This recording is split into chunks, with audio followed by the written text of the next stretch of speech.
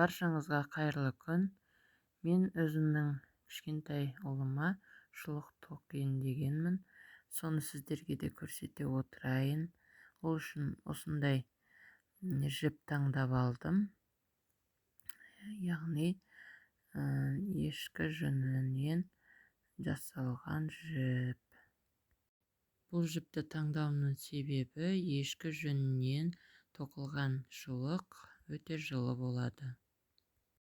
Шұлық тоқу үшін осындай 4 біз қажет, немесе мына сияқты бізден де тоқуға болады. Мен өзім 4 бізбен тоқимын. Ол маған өте ыңғайлы. Мен шұлықты 36 көзбен тоқимын. 36 көзбен тоқылған шұлық 1 немесе 2 жастағы балаға дәл келеді. Осылай 2 бізді алып 36 көзді тереміз. 2,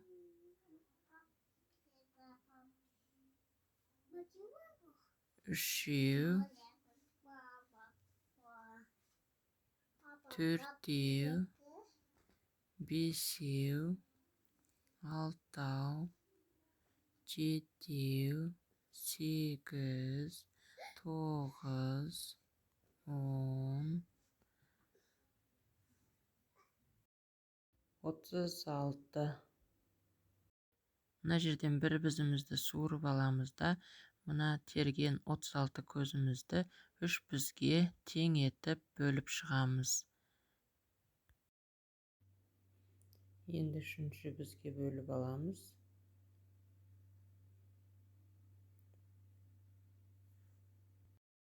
Үш бізге бөліп алғаннан кейін енді тоқуды бастаймыз. Біз қазір шұлыққа резина тоқимыз. Ол үшін 2 оң, 2 теріс тоқимыз. Міне мынау оң кетті, тағы да оң, 2 оң. Енді жібімізді алдыға қарай шығарып аламыз да, артынан теріс қарай тоқимыз. Терісіміз осылай ілінеді. Осылай 2 теріс тоқимыз. Енді қайтадан 2 оң, 2 теріс кетеді. Енді 2 теріске кетеміз. Енді 2 теріс тоқылады.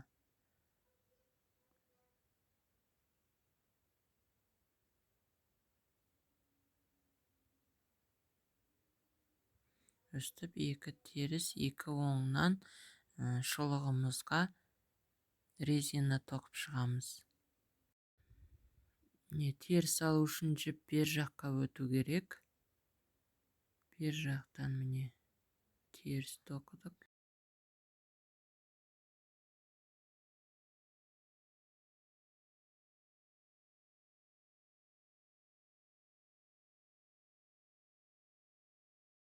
Енді оң, оң.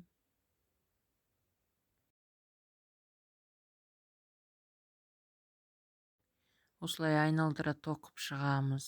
Айналдыра тоқыған кезде, яғни оң тоқылған көзге міндетті түрде оң тоқылу керек.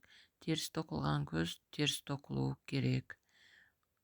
Сөйтіп ретімен тоқып шығамыз айналдыра.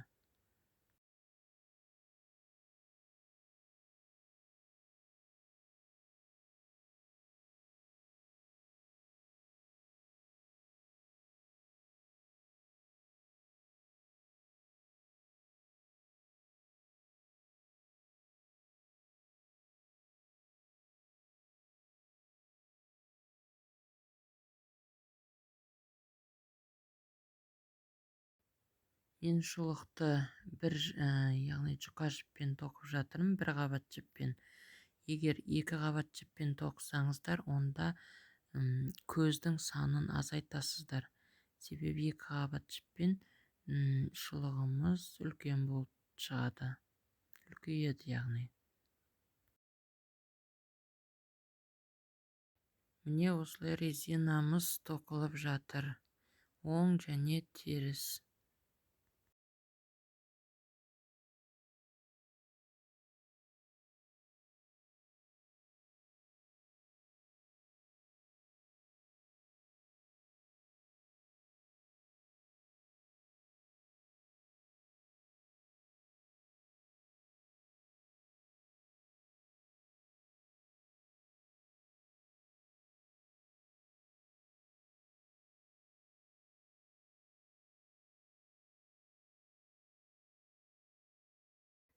резина мөлшері осындай болды. Осы резина жетеді. Енді ары қарай қонышты оңмен жалғастырамыз.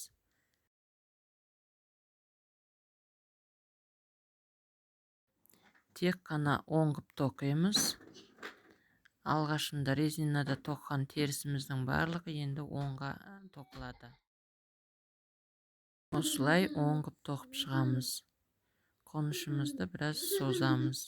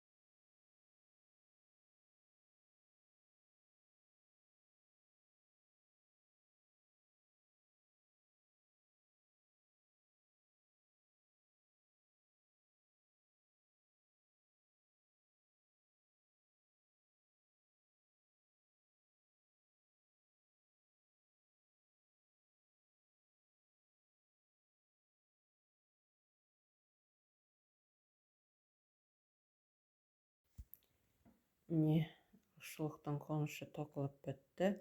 Енді біз өкше шығаруға кірісеміз. Өкшені шығару үшін мына жерден 16 көз санап аламыз. 16 көзді осылай бір бізге тізіп аламыз. 16 көз. Енді осы 16 көзді 5-6 қатар тоқимыз. 6 қатар жоғарылап тоқимыз. Бірінші көзді тоқмаймыз, тек іліп аламыз. Ары қарай тоқимыз. Оң көзбен тоқимыз. Осылай 10 көзбен 16 көзді тоқып шығамыз.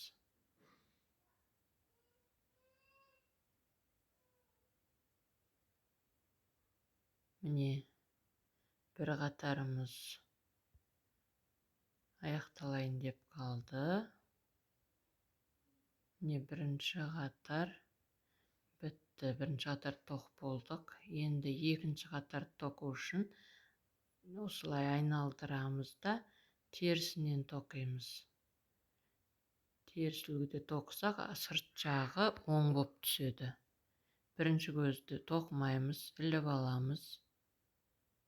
Ары қарай теріс қып тоқимыз. Теріс үлгісі осылай тоқылады. Екінші қатар кетті. Екінші қатар 16 көзімізді осылай тоқып шығамыз. Қалған көздер бізде тұрады.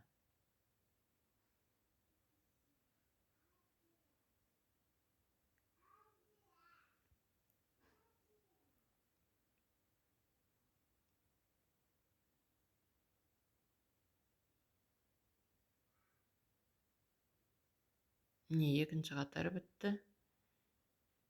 Енді үшінші қатарды тоқимыз.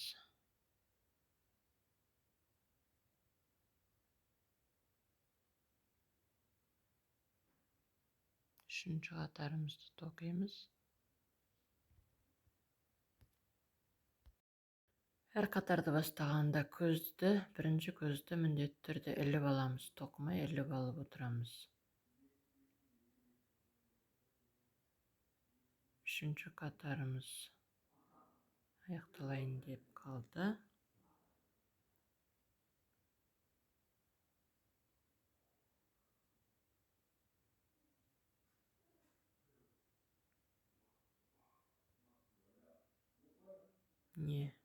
Өкшеміз көтеріліп келе жатыр. Енді төртінші қатарды тоқимыз. Іліп аламыз.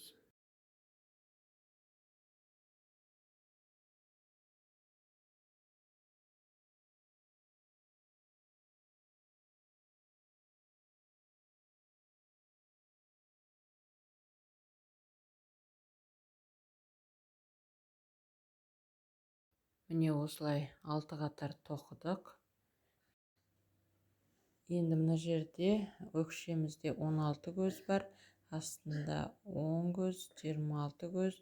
Сонда біз екі жағынан 5 көзден теріп алады екенбіз. Ол екі жақтан 5 көзден теріп алғанда жиыны 36 көз бізде қайтадан шығу керек. Сондықтан да біз өкшені 6 қатарға биіктеттік.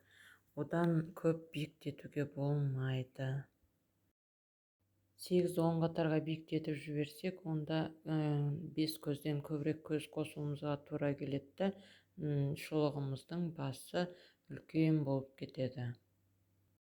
Мен сіздерге 6 қатар биіктетудің себебін айтып өттім. Енді шұлықты өкшесін қысқартуды бастаймыз. Ол үшін бірінші көзді іліп аламыз, екінші көзді тоқимыз, үшінші көзді тоқимыз, төртінші көзді тоқимыз, бесінші көзді негізі тоқымаймыз. Бесінші көзді қазір қайтаруымыз керек.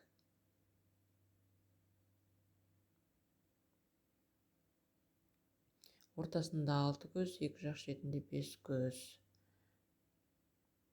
тұрады. Сол 5 көзден алып қысқартып отырамыз.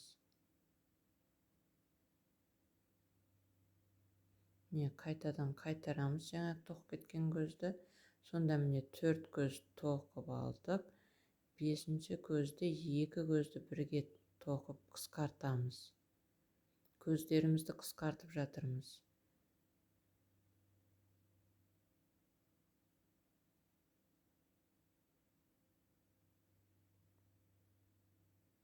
Енді мына жақта да 3 көз қалды. Төртінші көзбен ортадағы көзден алып қысқартып отырмыз. Міне.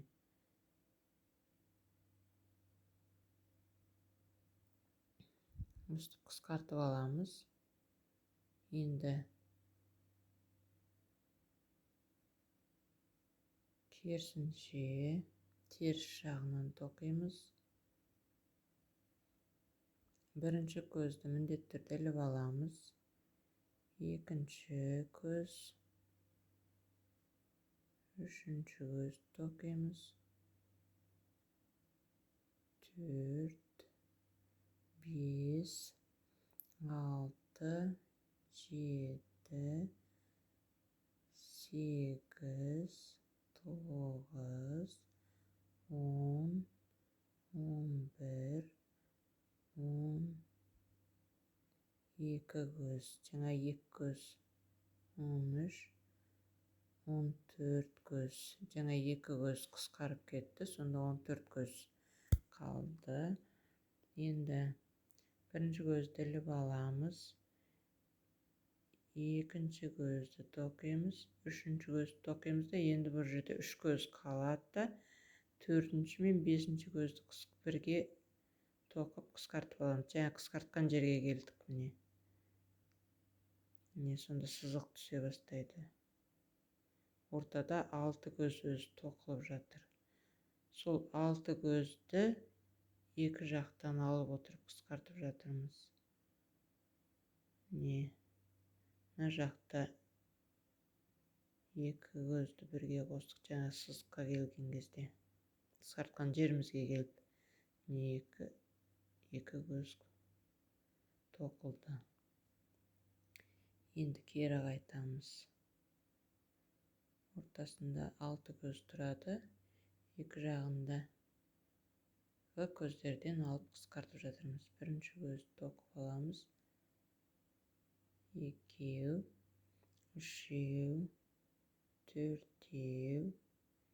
5, 6, 7, 8, 9, 10, 11, 12. Енді оң жағына келгенде қысқартамыз. Бірінші көзді міндетті түрде іліп аламыз. Екінші көзді тоқимыз. Енді үшінші көзге келген кезде 2 көзді бірге іліп қысқартамыз. Жаңа қысқартқан жерге келіп отырмыз.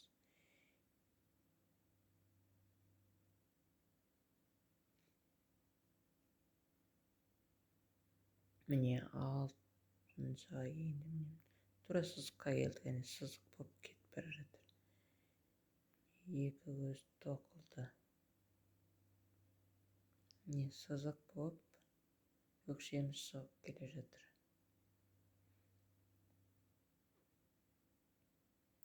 Теріс жағынан тоқимыз. Не көрдіңіздер ме? Сызық түсіп келе жатыр. Өкшеміз қайырылып.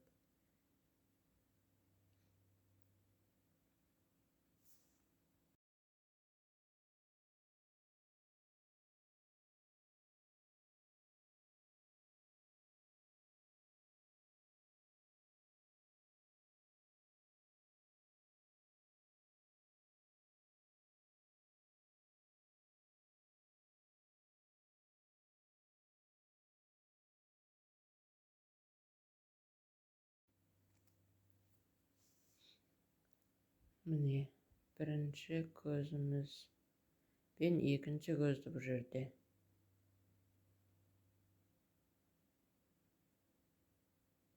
Бірінші көзді іліп алдық, екінші көзді көзден бастап қысқартамыз. Оны ортадағы бір деп аламыз. Міне, екінші көз кетті. 3, 4, 5. Енді алтыншы көзбен ана көзден іліп алып қысқартамыз. Алтыншы көзбен жетінші көзді бірге алып қысқартамыз. Сегізінші көз тоқылды.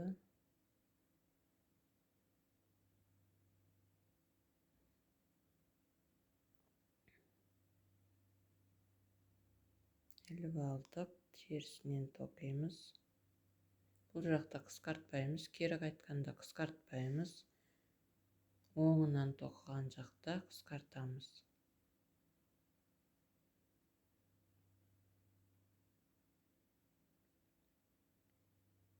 Міне бізде неше көз? 3, 6, 7, 8.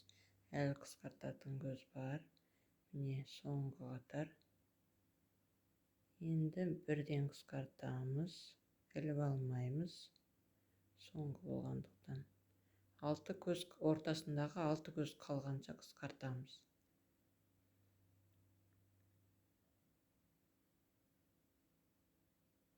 Міне, ең соңғы қысқартамыз. Міне, бізде 6 көз қалды. 3, 4, 5, 6. 16 көз болған, оның екі жағынан 5-5 көзден қысқартылып, ортасында 6 көз қалды. Бұл 6 көзді терісінен тағы бір тоқып шығамыз.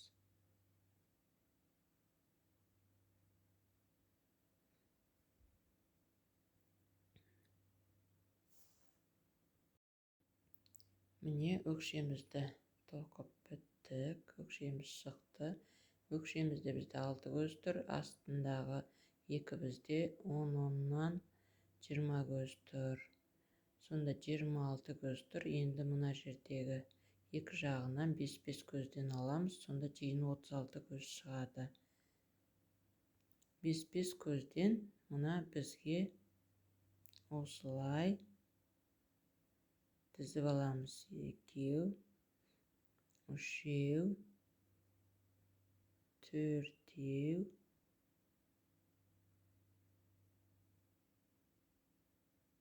5.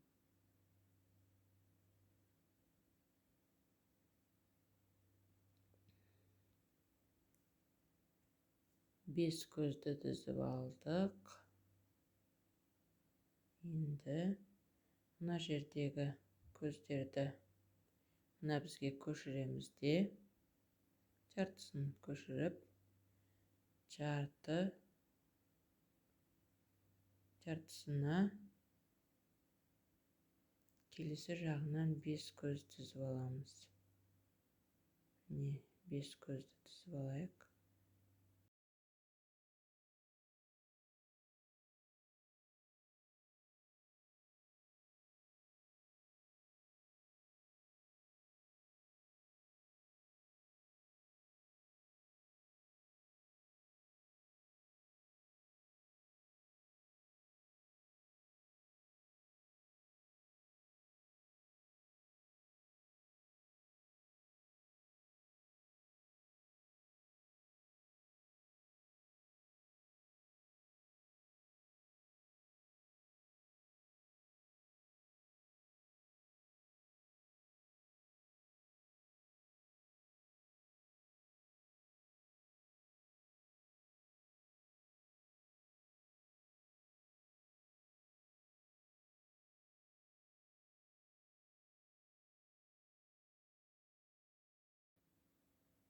Енді шұлығымызды оңынан тоқи береміз.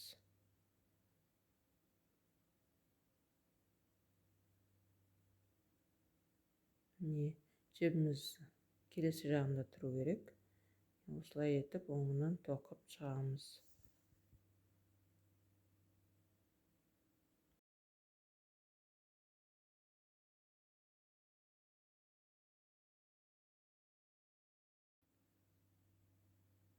Шұлығымыздың басы осылай шығып келе жатыр. Аяғына тақап қалды. Ол тақаған кезде енді біз бас жағын қысқартамыз. Ол үшін осы көздерді тең етіп екі жаққа бөліп аламыз. Табаны мен үстіне тең етіп бөліп аламыз.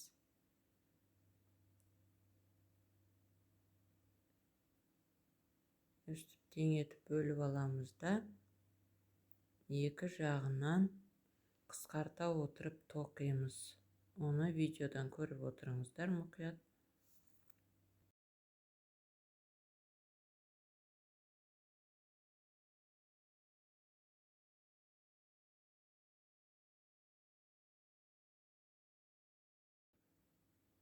Міне, бірден екі көзді алып тоқимыз. Екі көзді бірге іліп аламыз да бір көзге біріктіріп тоқимыз.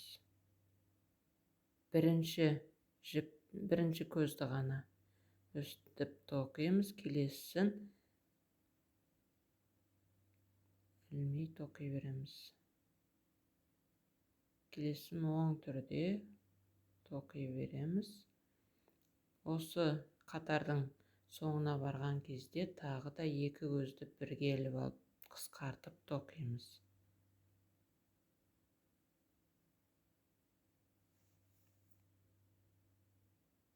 Міне, соңына келдік. Осы қатардың екі көзді бірге іліп алып тоқимыз. Екі көзді бір көзге біріктіріп қысқартамыз. Сонда басы қысқара бастайды шұлығымыздың. Енді келесі қатар ауысамыз. Ол жерде де солай екі көзді бір көзге біріктіріп қысқартып тоқимыз.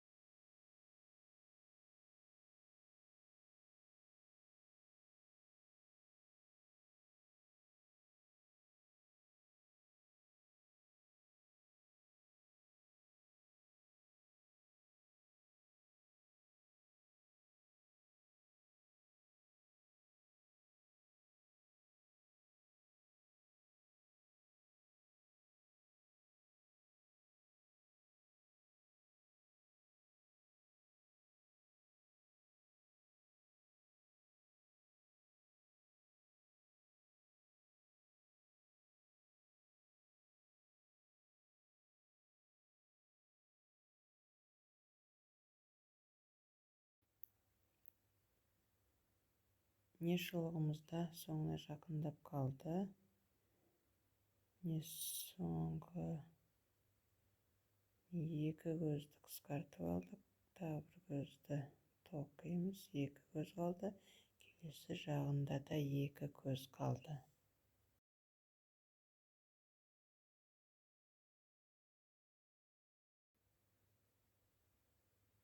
Ол екі көзді қысқартқанда екі жағында сонда бір-бір көзден қалады. Ол бір-бір көзді бір-біріне қосып біріктіреміз де, оны қысқартқан кезде соңында бір көз қалады. Сол бір көзді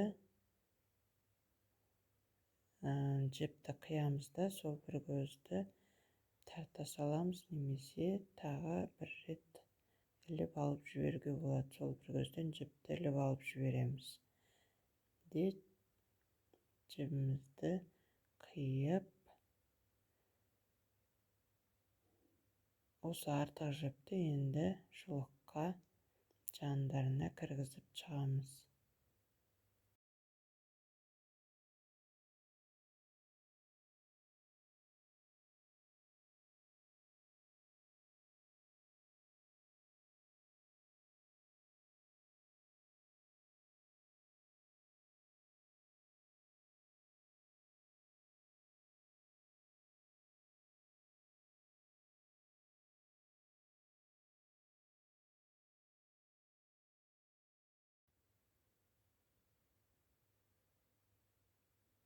Не осылай жанына кіргізіп, одан кейін жіпті шұлықтың ішіне кіргіземіз.